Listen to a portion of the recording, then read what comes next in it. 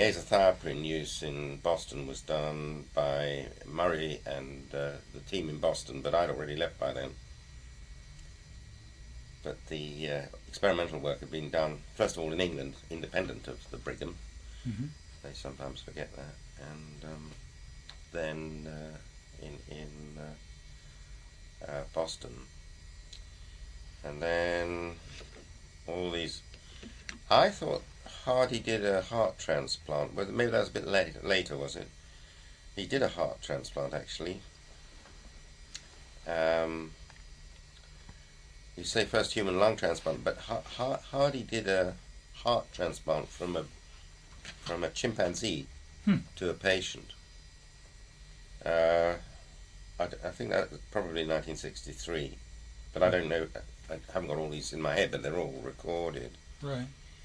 And then Van Rood and Terasaki certainly, but what about Dose, who got the Nobel Prize for tissue typing? Mm-hmm. Leaving him out is a bit much, I think. And what about the father of transplantation, who's not mentioned here, which is Peter Medawar? Mm-hmm.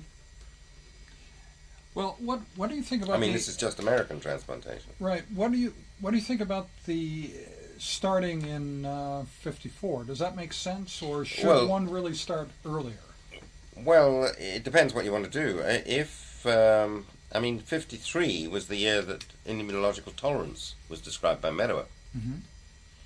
Billingham, Brent, and Medawar in 53, and I think that was a huge and important thing, as was the first identical twin transplant. Mm.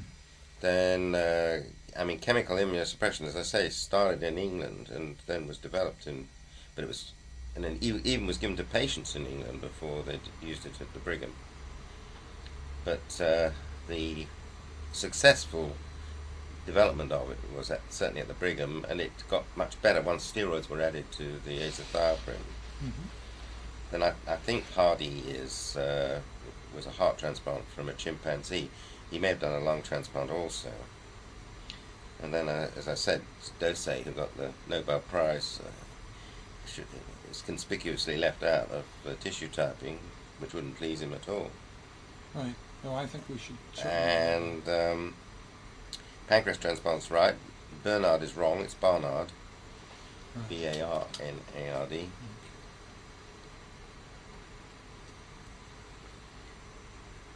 I'm not sure about the ALG. First report of ALG in humans, 1967. I thought that Woodruff had used it in Edinburgh, but he may have only used it in dogs. Mm-hmm. 68, Shumway, yeah. Brain death, yes. Well, Burrell certainly described cyclosporin, but we did the first experimental organ transplant work in cyclosporin and the first to use it in man. Mm-hmm. And it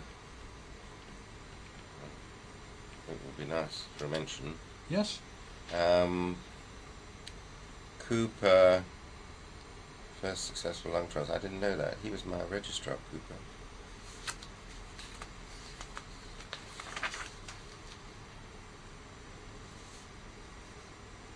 You don't say who did the first successful living-related transplant. That was done by Russell Strong in Brisbane. Mm-hmm. I don't know who did the living-related lung transplant. The first transplant games were... Oh, we'll give Taffy a ring, find out in a minute. So probably sometime in the 1980s. We'll give him a ring and find out.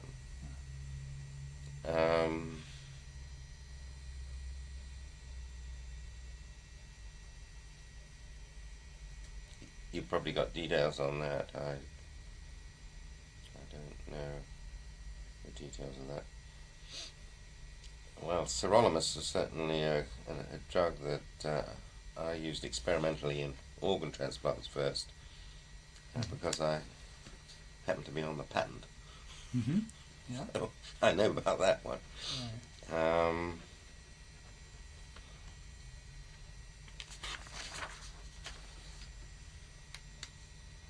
think that's very important. That's from Edmonton.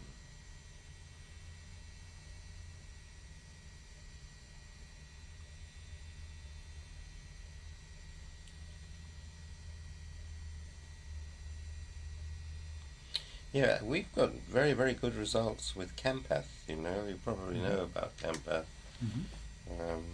We wrote it first up 5 years ago, and we've got a 5-year follow-up now, and that is, most patients have had no steroids, half dose of cyclosporin, nothing else as maintenance, and now they're getting very good results in several US centers, in Northwestern, in Wisconsin, Miami, and Minnesota. So they're all getting good results with Campath now, using different maintenance, usually in America with FK. So what other things have I left out there? If we put in Dose and Medawa. Cyclosporin really was the thing that changed transplantation. Yes. There was nothing especially clever about it, but it was so much better than anything else. The number of transplants being done worldwide was minimal, and there were only about 10 active centers in the world. And after cyclosporin, within a very short time, there were over 1,000 centers worldwide. And this really was quite interesting looking back at it, because the company that found cyclosporin, that owned the rights of it, was Sandoz. And they didn't want to develop it. And they had crossed it off their list, and Burrell kept on saying, look, this is really a good thing, we ought to develop it. And nobody took any notice. And when he presented his data here at the British Society of Immunology, David White, who's a colleague of mine, you must know David White, he said, Burrell's got an interesting new drug, maybe we should look at it. And we had a Greek doctor, Kostakis, who was looking for something to do, and he started using it in rats with heart grafts and got very good results once he was able to dissolve it. And he had difficulty in dissolving it because it's very lipophilic, but it doesn't dissolve in water. And his mum had given him best quality Greek olive oil because she thought he'd starve to death in England because the food's so bad, which is not true. And he found that the cyclosporin dissolved very well in olive oil. And once he did that, he got good results. And then when I asked Sandoz for more to do large animals, they said we're not doing any work with it anymore. But they gave me some of the compound, and we did kidney grafts in dogs. And we did heart grafts, orthotopic heart grafts this time, in pigs. And got very good results in both, especially the hearts in the pigs, because we could quite often stop the drug and they would be tolerant after 6 months or a year of cyclosporin. So I wanted to do it, to try it in man, and Sandoz says we're not developing it for man. So I pestered them, and then they invited me over there to talk to their money man, the executive side of Sandoz. And they listened patiently to me, a little irritated, I think.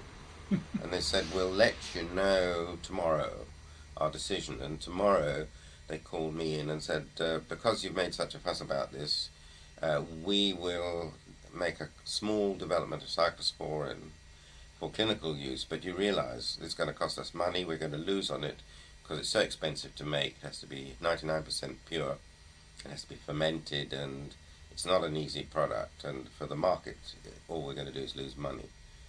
And I don't know how many $1 billion profit they've made on cyclosporin since, but they didn't realize, nor did we, that cyclosporin was going to change the whole pattern of transplantation and make it into a huge market, whereas previously there was no market worth talking about.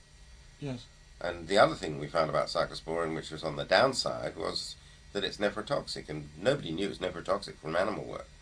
It's very difficult to demonstrate nephrotoxicity from animal work. You have to give such high doses, completely non-pharmacological doses. You've got to give toxic doses to animals to make them nephrotoxic. And if it had been nephrotoxic to man and not nephrotoxic to animals, nobody would ever have found it. And it makes you just wonder how many wonderful drugs there are on the shelves never developed because they were toxic to animals and might not have been in patients. It's an interesting thought. And Campath, of course, is a very interesting antibody. It was made in Cambridge in the Department of Pathology by Waldman Hale and Winter, humanized. Monoclonal antibody, a unique epitope, a unique target on the surface of human lymphocytes, but not on stem cells. And all the work that was attempted with this in the primate species was of very little relevance because it's not a powerful lympholytic agent in primates. And it's toxic to some primates that have the CD52 on the red cells. So it kills those and doesn't work on the others. And it's the most extraordinarily powerful lympholytic agent on all humans that have been tried, which is thousands now because it's licensed for lymphatic leukemia. It's been tried in autoimmune diseases, including MS. And now it must have been given to nearly 1,000 transplant patients, I would guess. So it wipes out the lymphocytes and leaves the, as it were, the board clear, wipes all the lymphocytes out of the blood and quite a lot of them out of the lymph nodes. And we did hope, and we still have some belief that as the new lymphocytes are produced, they can be persuaded to be friendly, maybe not tolerant, but I call it propate tolerance, almost tolerant, to the graft. And so that is probably the reason why it's possible to maintain most of these patients on very low dose maintenance immunosuppression. Not popular with the pharma companies because it means that much less drug is used. Extremely popular with people who pay for health care, including in Southeast Asia where I work with patients, of course, because they quite often have to pay their own health care. We've done a small randomized trial based in Singapore, Manila and Kuala Lumpur, and we're now extending it, getting early good results, but not enough time has elapsed yet to see, probably about the same as we got in Cambridge. So cyclosporine, I mean, you asked what, I would say that the demonstration that grafts were rejected by an immune mechanism by Meadower was an extremely important first step. The second very important immunological step was that you could overcome it, albeit by a non-clinical applicable neonatal or fetal tolerance, but at least it could be overcome. That's what got me interested in transplantation, a lecture from Meadower. And then Murray and the team at the Brigham that showed that a kidney could be taken out and removed from one person and it would work in another person, and in the context of identical twins wouldn't be rejected but would give wonderful therapy for many, many years. That was an extremely important surgical demonstration and I think well worthy of the Nobel Prize. Meadower got the Nobel Prize for the tolerance. Yes. So the tissue typing was very important by the names you put there, plus of course Dose, showing that the tissue types were very significant in all transplants, but particularly within a family, and of course especially important in bone marrow transplantation. And every time there's a good bone marrow transplant, the patient's tolerant. You can put a kidney in from the same donor without any further immunosuppression. So we have tolerance, but only when there's an identity of HLA, or almost identity. And I would say that cyclosporine changed the way it's perceived transplantation. And then the other agents kind of added to the armamentarium, the therapeutic armamentarium, and very difficult to learn how to use all these agents. We don't know yet how best to use them, but we do know that even with the present ones it's possible to transplant limbs as well as multivisceral transplants, and as we get closer to getting tolerance between non-matched donor and recipients, so presumably transplantation will spread a bit further. We'll transplant other things, maybe the face. So tell me about that moment when you decided that this was the area for you. It was a lecture by Medawar? Yeah, lecture by Medawar was what really clicked my anxiety to get into the field, which didn't actually exist as a field then. Mm-hmm. And I heard I was teaching anatomy in Oxford. He gave a lecture, brilliant lecturer he was. And the next day I was teaching in the Department of Anatomy. LeGros Clark was the professor, and he was a friend of Medawar, and I asked him if he would write to Medawar and see if I could work in his lab. He just looked at me and he said, Medawar's a very busy person. You go learn how to do hernias. So every time I tried to do something new, I got a lot of encouragement like that.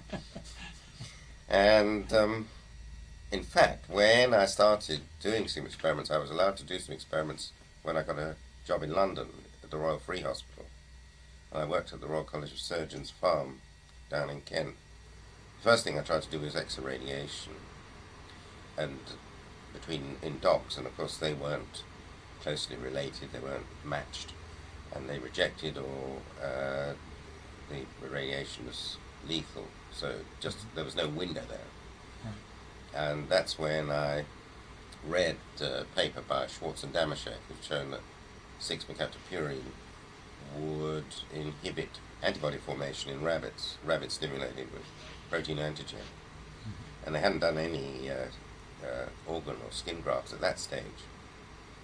And that's when I started doing some kidney grafts, giving 6MP, and got some quite long-term survivors. And I wrote a little paper in the Lancet in 1960, January 60.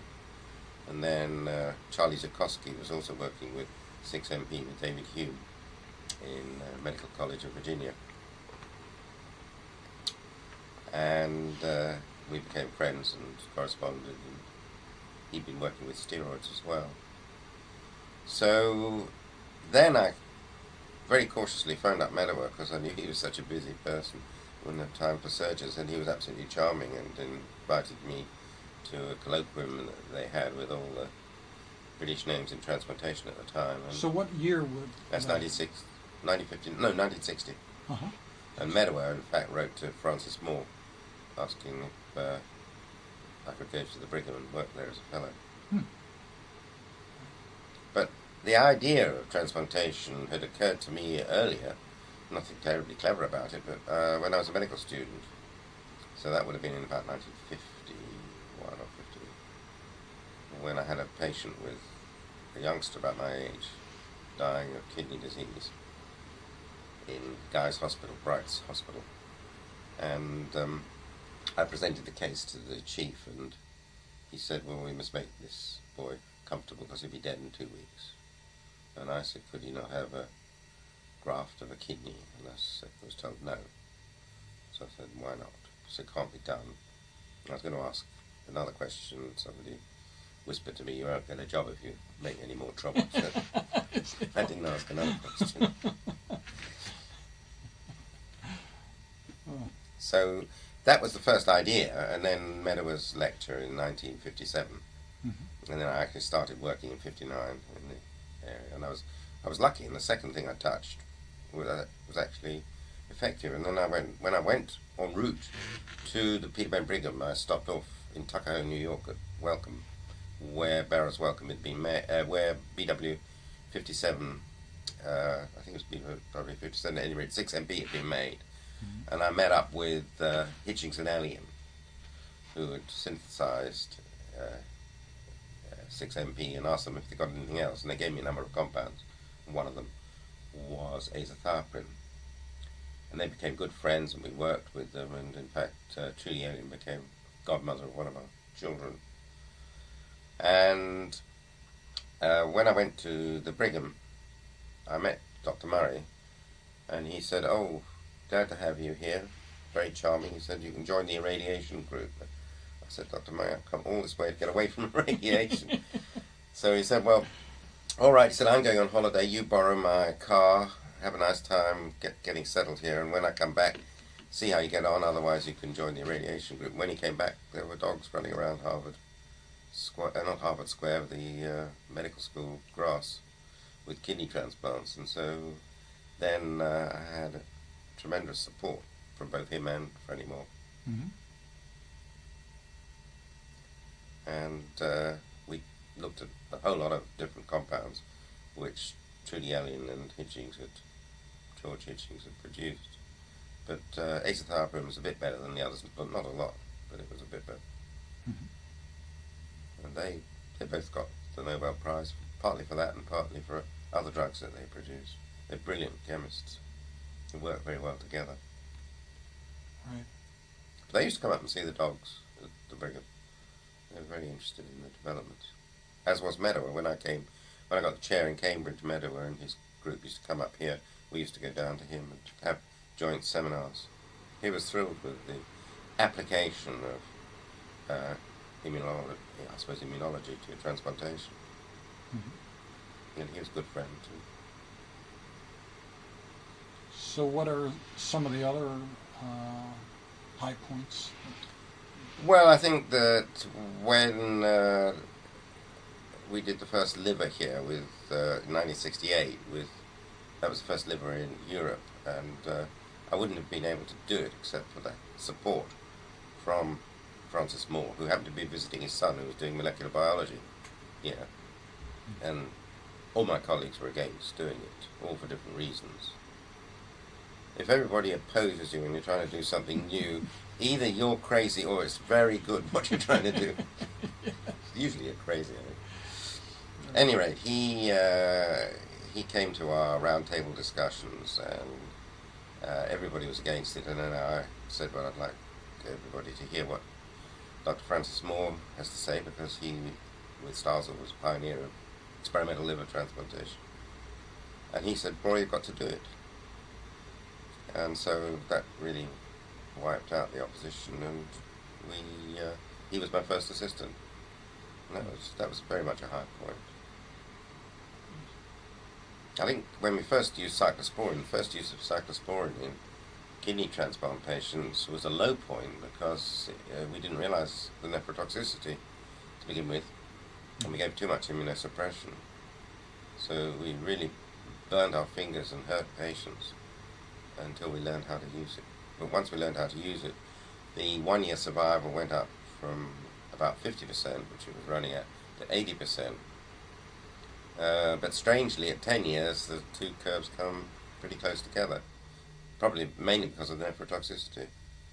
Yes. So all the time we're looking for non-nephrotoxic regimen. And this regimen that we're using at the moment with Campath is very non-nephrotoxic and very unhurtful to the patients, as well as being cheap. Mm-hmm. But being unpopular with the pharma companies, it didn't get off the ground too easily. But it is climbing off the ground now. Yes. Good. So, the transplant games, do you want to reflect a bit on the influence that they've had? Yeah, why don't I phone up Taffy and phone up? Okay, I'm finished with this tape. So. You haven't got a stick.